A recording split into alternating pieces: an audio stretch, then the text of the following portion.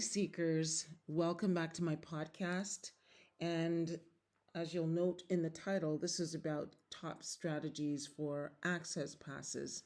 And I'm going to get to the point because I've got quite a bit to unpack here over the next couple of podcasts because there's quite a bit of um, there's quite a bit that's occurred in the last week, and I want to be able to address them.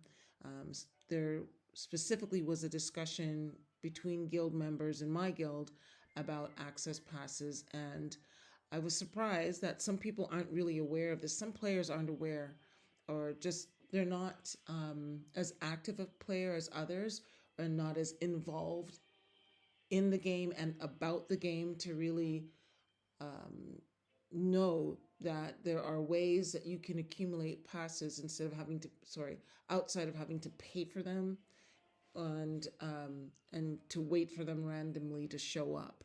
So this is not even really a top strategy, but it's just a reminder, and it's a super tip, if you will. Here's a top strategy to gain access passes. And for those of you who might just need a quick reminder, some of the hidden object locations in the Seeker's Notes hidden mystery game require special items known as access passes, in addition to energy points. So, in order to enter premium locations, you will be required to have an X number or set amount of access passes. Sorry, I'm visiting friends while I'm recording this podcast. So the number of access passes required for each play of a premium location depends on the current rank of the location. So I won't get into the details about that, but you can go to Seeker's Notes and read up some more on premium locations. There's a number of them. And I know that when a new location launches, I hit the premium locations and I go nuts because that's how you acquire access passes for the new event location.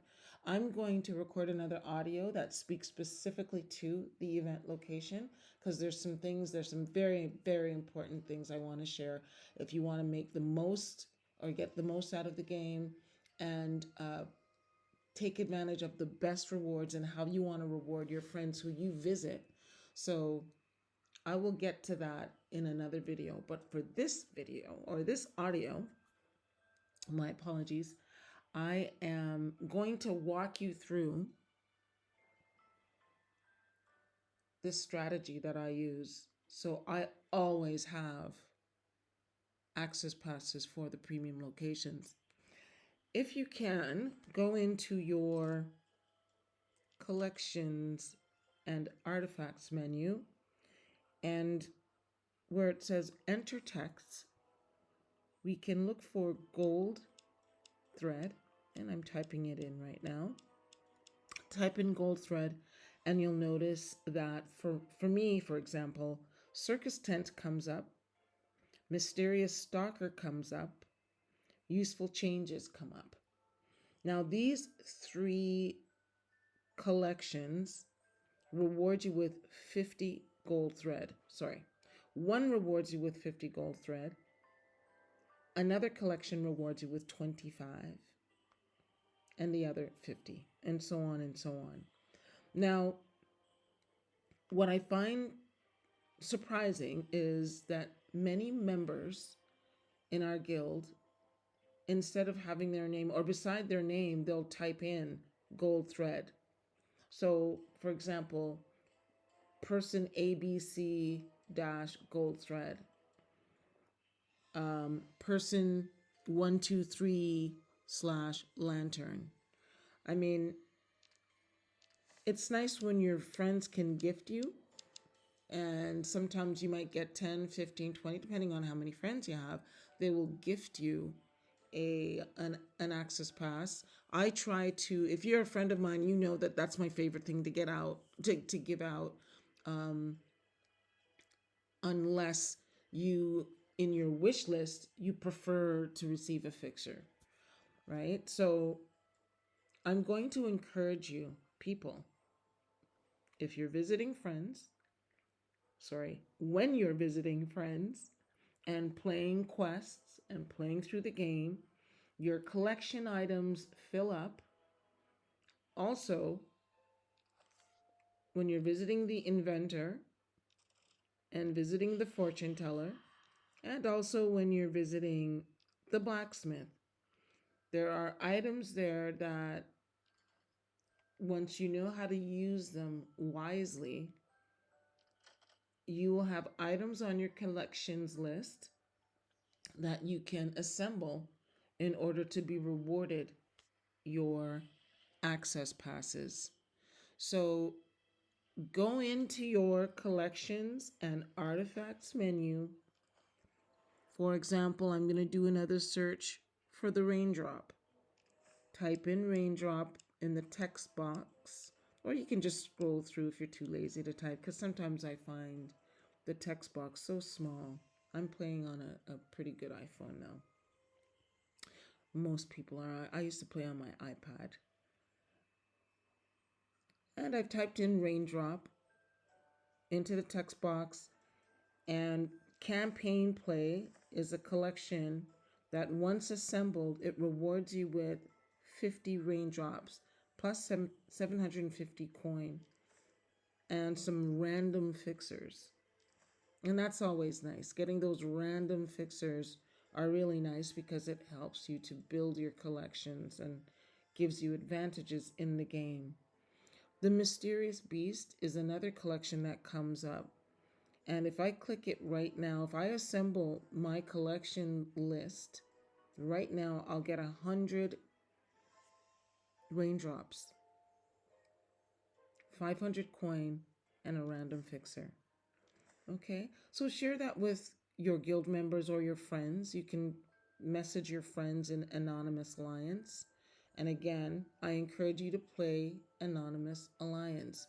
You're not required to speed through anything quickly. It is a timely game that I will do a video on it, but play an Anonymous Alliance because you can send private messages to another uh, game member or a friend or a guild member, and you can encourage them in the game, which is really good. So you can send gifts to them, but while you're gifting them, you can send them a little message. So that's my strategy.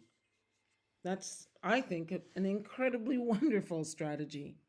And the access passes that you accumulate when you're building your collections, you can just keep going and going and keep purging your list. Remember when I spoke about collections, you should never have the same 4 or 5 or whatever number you use, but you should never have the same number of wish list items for longer than 3 or 4 days. If you're someone that plays regularly, switch it up, fill these things up, keep it moving. Switch your wish list items up because you want to make sure that your friends that are visiting you, or at least your friends that are gifting you, that they have the option, or there's at least one option up there for them to gift you with, if that makes sense. So I hope you find this to be helpful. Remember, don't always ask your guild mates and friends for access passes. You can accumulate hundreds of them if you're smart enough, or if you can exercise wisdom on which items on your wish list to put up there to make sure that your friends, when they visit you, they can award you or gift you with something you need to assemble these collections for the passes that you seek. And you would be surprised. Sometimes within 3 days, I have hundreds of passes. Now, on the other side of it, when I do speak about event location, when I do that particular segment, that podcast, I will talk about the guest passes, or sorry, the access passes required for the event location. Now remember, the premium locations will give you the most access passes for the event location. So it makes sense logically to play those locations, those premium locations, as often as you can when you're hoping to accumulate access passes for the event location. So you see the importance there, especially when it's coming to the, well, sorry, when an event location launches and you got a new location, you want to start building building up an arsenal of access passes by playing these premium locations. So I usually kind of slow down and in the last week, especially once I've won the trophy. There's no point, even though those extra access passes for the event location, they convert to just access passes for premium locations, which is kind of nice. So I hope this is helpful. And if you have any questions and would like to know more about um, different tips and strategies in the game, don't be shy. Leave me a comment, leave a question, or connect with me on Facebook. It's been years since I've been on Facebook, so it's changed quite a bit since couple weeks ago I launched a new profile there. Sunny Reads, and my game ID is there. It's also in the description box of this podcast that I've left for you. I visit my friends every day. I gift and reward and love to share. If I've got it in my arsenal, I'm sharing it because it comes right back to me and helps me become the top player when I'm strategizing, whether it be competing against other teams or just playing with my friends in some of the little competitions, the side competitions that we have in Seeker's Notes. Thanks for listening. Happy gaming, and I'll see you in